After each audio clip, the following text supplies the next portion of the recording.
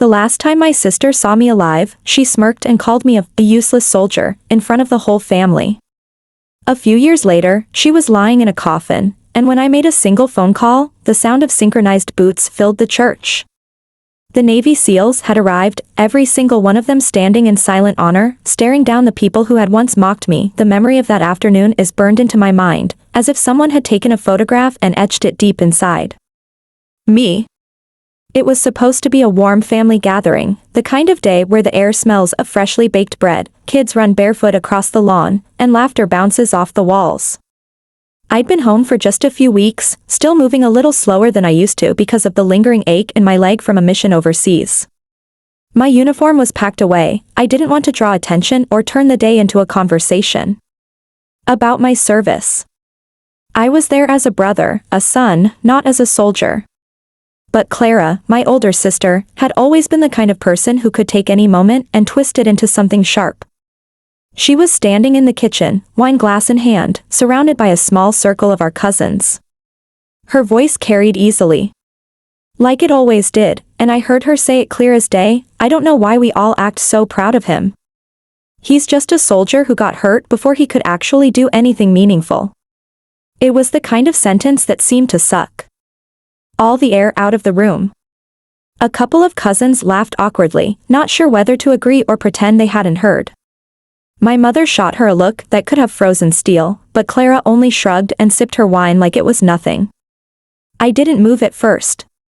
I just stood in the doorway, hands tucked in my pockets, feeling my chest tighten in that quiet, heavy way it does when someone you love cuts you deeper than you expected. I could have said 1,000 things, about the friends I'd lost, about the nights I'd spent staring into the dark wondering if I'd make it home, about the missions that had changed me forever. But I didn't. I'd learned long ago that defending yourself against someone who has already decided who you are is like shouting into the wind. Instead, I forced a faint smile, walked past her, and grabbed a plate of food without meeting her eyes. My silence must have been unsatisfying, because she tried again later, this time in front of more people. We were all gathered in the living room, and my uncle was asking me how my leg was healing. Before I could answer, Clara chimed in from across the room, "Don't expect too much, he's just milking that injury for attention." A few people laughed. Some shifted uncomfortably. My father cleared his throat, but again, I said nothing. It wasn't because I was weak. It was because I knew that if I opened my mouth, the floodgates would break. I'd say things I couldn't take back. And as much as she hurt me in those moments, she was still my sister. We'd grown up sharing a room for years, fighting over everything from TV shows to who got the bigger slice of cake. I'd carried her on my shoulders when she sprained her ankle at the county fair. I'd been the one to scare off her first boyfriend when he broke her heart. But somewhere along the way, our paths had split so far apart that we could no longer see the same world. She went into business, built her social circle around parties and high-profile networking, while I chose service, a life of discipline, danger, and a kind of loyalty most people will never understand. As the evening went on, the air between us thickened. I stayed polite, answered questions when asked, and avoided her gaze. But inside, a part of me felt like something had cracked. Her words weren't just casual jabs, they were a reminder that she had never truly seen me for who I was. When I finally left that night, the cold air outside felt like freedom. I remember sitting in my truck for a long time before driving away, hands gripping the steering wheel, my mind replaying her voice over and over. Useless soldier. It wasn't the first time she'd said something like that, but for some reason, it felt heavier that night, as if she'd nailed a verdict into place. I told myself I'd let it go. I told myself she didn't understand, and maybe she never would. But a small, quiet part of me, buried deep, hoped that someday she'd see the truth. That someday, she'd understand the weight of the uniform I wore, the sacrifices behind every scar, the meaning in every mission I couldn't talk about. I drove away under a sky littered with stars, the road stretching out in front of me like an endless ribbon of dark. I didn't know it then, but that would be the last time I'd see her alive. Life has a way of taking your unfinished business and turning it into a wound that never fully heals. The call came on a gray morning that felt heavier than usual, the kind of morning where the sky hangs low and the air carries that damp chill that seeps into your bones.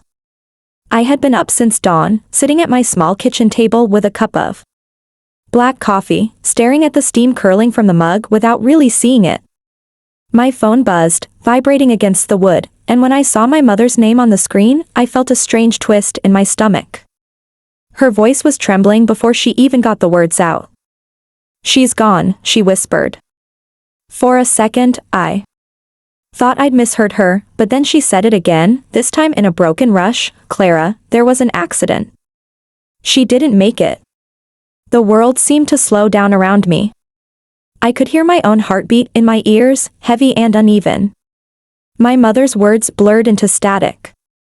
I tried to ask questions, but my mouth felt dry, my throat tightening. She explained what she knew, how Clara had been driving home late from an event, how her car swerved on a wet road, how the impact was so sudden that there was nothing anyone could have done. I sat there frozen, my coffee cooling in front of me, and for a long moment, I couldn't speak. All I could think about was the last time I'd seen her, the smirk on her face, the sting of her words. My mind kept looping that night like a film reel, as if it was trying to make sense of the fact that there would be no next time. No argument. No reconciliation. No chance to bridge the gap that had grown between us. I wanted to feel pure grief, but the truth was, grief and guilt had become tangled together into something I couldn't untangle. I thought of the way I'd driven off that night, the way I'd told myself I'd let it go, and now here I was, stuck with the finality of never being able to prove her wrong, never being able to show her who I really was. The next few days blurred together. Calls from relatives, messages from people I barely knew, logistics about the funeral. I kept my responses short. People expected me to crumble, to weep openly, but my emotions had locked themselves somewhere deep inside me. Behind walls I didn't know how to break. At night, I'd lie in bed staring at the ceiling, hearing her voice in my head.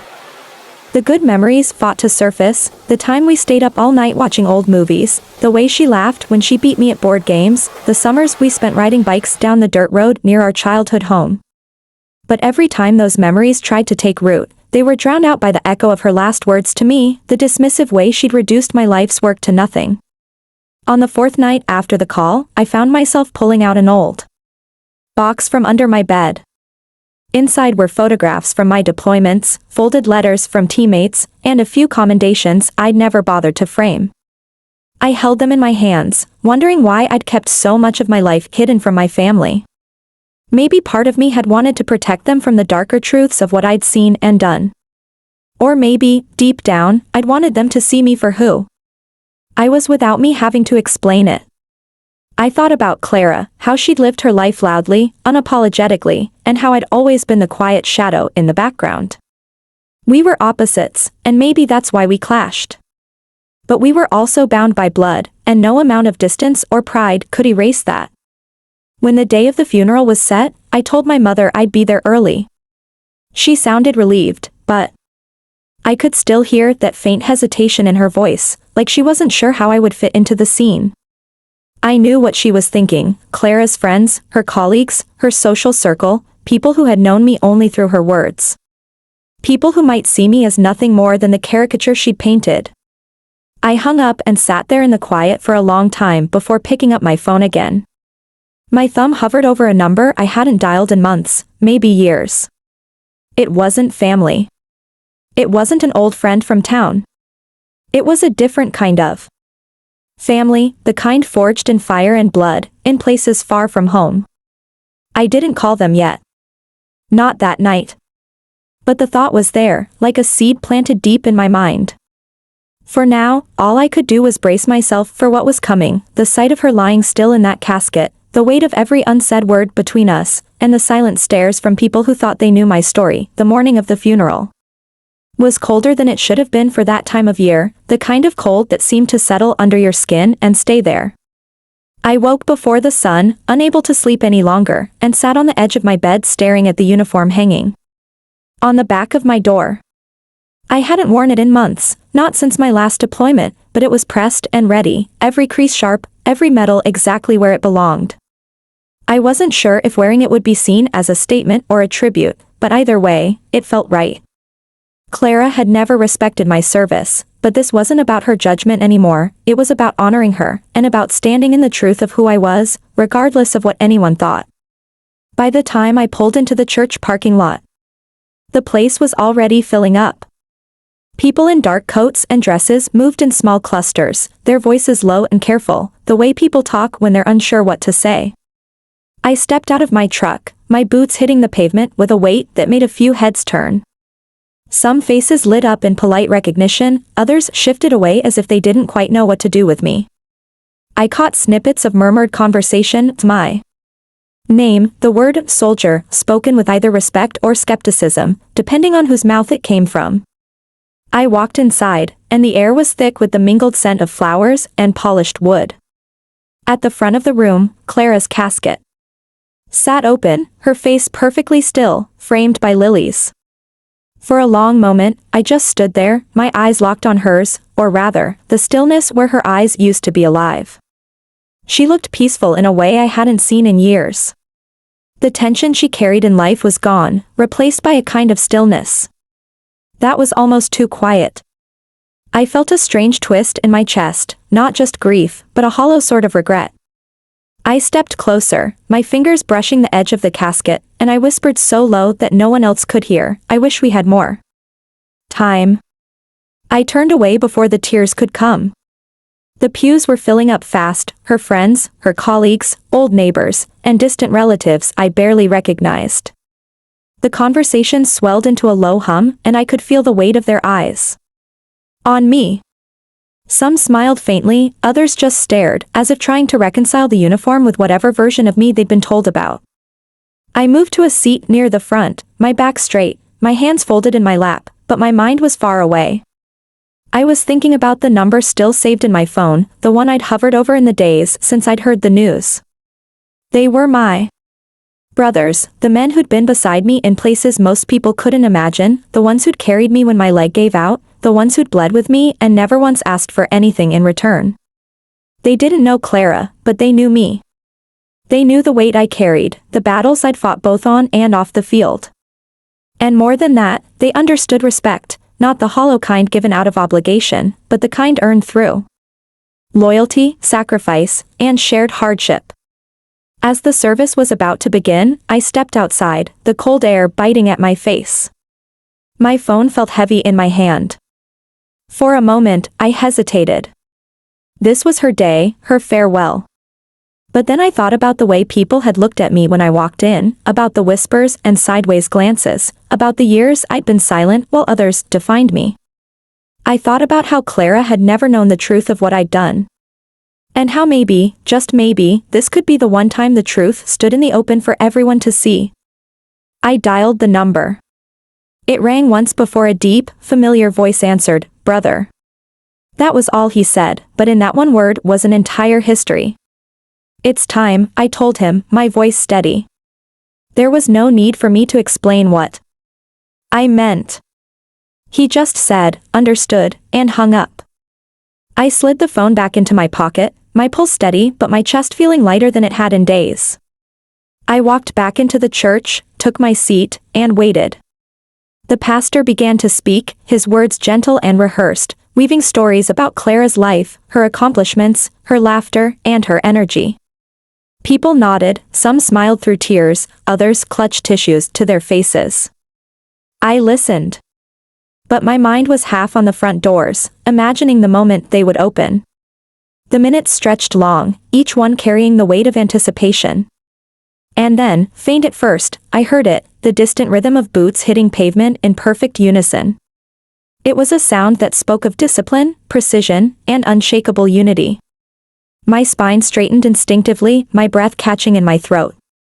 The sound grew louder, filling the quiet spaces between the pastor's words, and soon every head in the church began to turn toward the doors. I didn't move, not yet. I just sat there, feeling the air change, feeling the energy in the room. Shift from quiet mourning to something charged, something heavy with meaning. The moment was coming, and when it did, there would be no mistaking its purpose. The heavy wooden doors at the back of the church swung open, and for a moment, the pale winter light spilled across the carpet, cutting a bright line through the shadows. Then they stepped inside, 20 men in full navy dress uniform, their boots striking the floor in perfect, deliberate rhythm. The sound echoed through the room like a slow heartbeat, each step carrying a weight that seemed to press against the walls. Heads turned one by one, conversations halted mid-whisper, and the pastor's voice faltered before he instinctively fell silent. They moved in 2 straight lines, their posture flawless, faces set with that calm, unreadable expression only years of discipline can carve into a person. These were not men anyone could mistake for ordinary guests. They were warriors, brothers forged in places the rest of the world only read about in newspapers. As they advanced down the center aisle, the air in the room changed, heavier, thicker, yet somehow charged with an unspoken reverence. People shifted uncomfortably in their seats, unsure of what was happening, but no one dared to speak. When they reached the halfway point, I rose to my feet.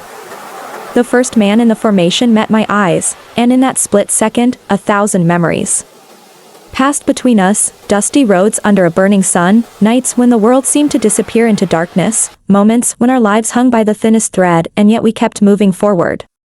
They reached the front, splitting to form 2 parallel lines that flanked the aisle from the entrance to Clara's casket.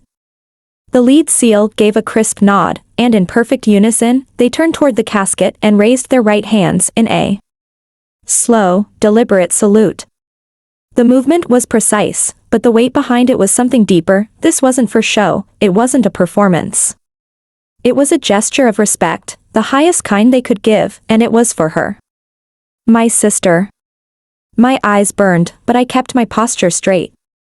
The room was silent now except for the faint rustle of uniforms as they held the salute. I stepped forward, my boots sinking slightly into the carpet, and stood at the head of the casket. Clara and I began, my voice carrying farther than I expected, didn't always understand each other. She had her world, and I had mine. Sometimes those worlds collided, sometimes they pulled apart. But she was my sister, and no matter what was said or left unsaid between us, nothing can change that. I glanced down at her still face, remembering every argument, every laugh, every unspoken apology. These men, I said, gesturing to the seals, have carried me through the hardest moments of my life. They've seen me at my weakest, and they've seen me at my strongest. And today, they are here, not because they knew Clara, but because they know me. And they know that to honor me, you honor my family.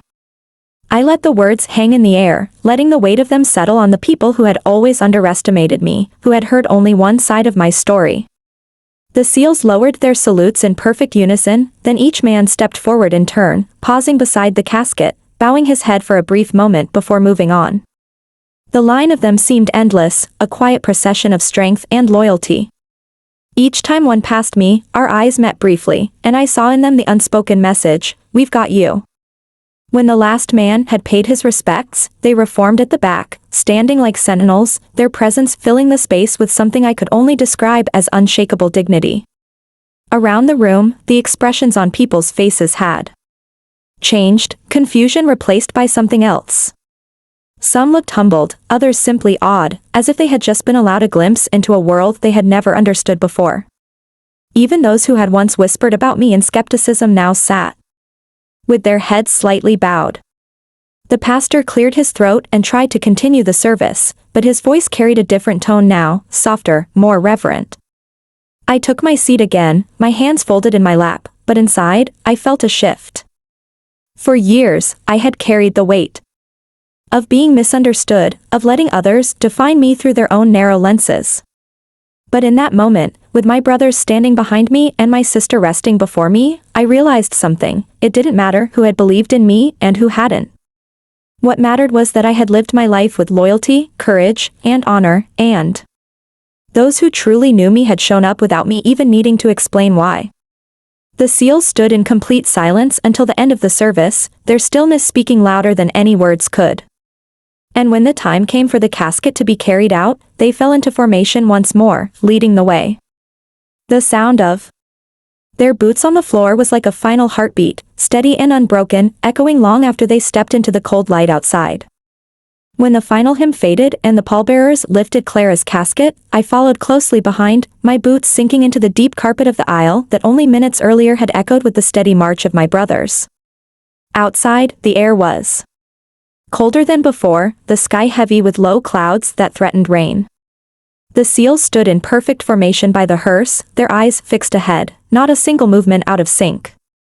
As Clara was placed inside, the lead man stepped forward, raised his hand in one last slow salute, and held it until the doors shut with a muted thud.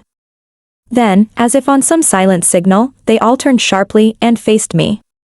No words were exchanged, there didn't need to be. Their presence was the statement. In that moment, something inside me eased, a weight I had been carrying for years loosening in a way I hadn't expected.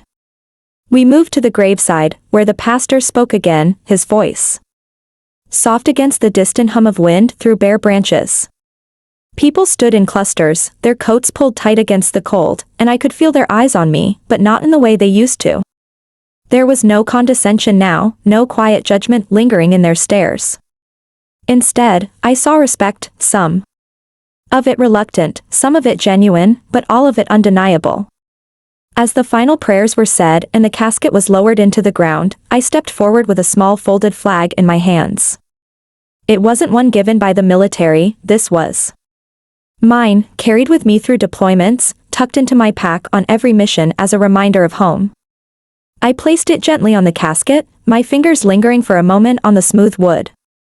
"Rest now, Clara," I whispered, my voice catching slightly. "We're good." I don't know if I meant it fully yet, but saying it felt like letting go of something that had been locked inside me. When I stepped back, one of the SEALs moved closer and rested a hand briefly on my shoulder. "We've got you," he murmured, and then returned to formation. People began to drift away after that, murmuring polite goodbyes, some coming to shake my hand or pat me on the back. A few even apologized, not in words, but in the way they looked at me, as if seeing me for the first time. My parents lingered, my mother's hand gripping mine tightly, her eyes wet but shining. "She would have been proud today," she said. And I knew she meant it in her own way, even if it wasn't entirely true. We all have our blind spots when it comes to family. Eventually, the crowd thinned until it was just me and the SEALs. They didn't rush off. They stood with me in the cold, talking quietly, catching up in the way men who've seen too much can, short sentences that carry whole stories beneath them. We laughed a little, shared a few memories that had nothing to do with the war or loss, just moments of being alive. And then, when it was time, they left in the same way they came, together, disciplined, a silent force disappearing into the distance. I stayed a while longer at the grave, watching the workers begin the quiet, unceremonious task of covering it. The sound of shovels against earth was strangely grounding. I thought about the years Clara and I had lost, the conversations we never had, the stubborn pride that had kept us from bridging the gap. I thought about how easily we assume we'll have more time, and how quickly that illusion can be shattered. In the end, she never saw the truth of my life, but maybe that didn't matter as much as I'd once thought. What mattered was that for one day, the people who doubted me, who underestimated me, saw a glimpse of the brotherhood, the loyalty, the respect that my life was built on. And maybe, somewhere beyond all of this, Clara saw it too. As I turned to leave, I glanced back one last time at the fresh mound of earth, the small flag resting against the flowers, and the sky above it stretching out endless and gray. I breathed in the cold air, feeling it fill my lungs, and let it out slowly. The road ahead would still be long, and there were wounds that no ceremony could heal. But walking away from that grave, I carried something with me, not the bitterness, not the regret, but the certainty that I had honored her in the best way I could. And in doing so, I had finally freed myself from the shadow of her doubt. Some people never get that kind of closure. I did. And for that, I was grateful. If you enjoyed this story, don't forget to like, share, and leave your thoughts in the comments. Subscribe to The Silent Revenge for more powerful tales of justice and redemption.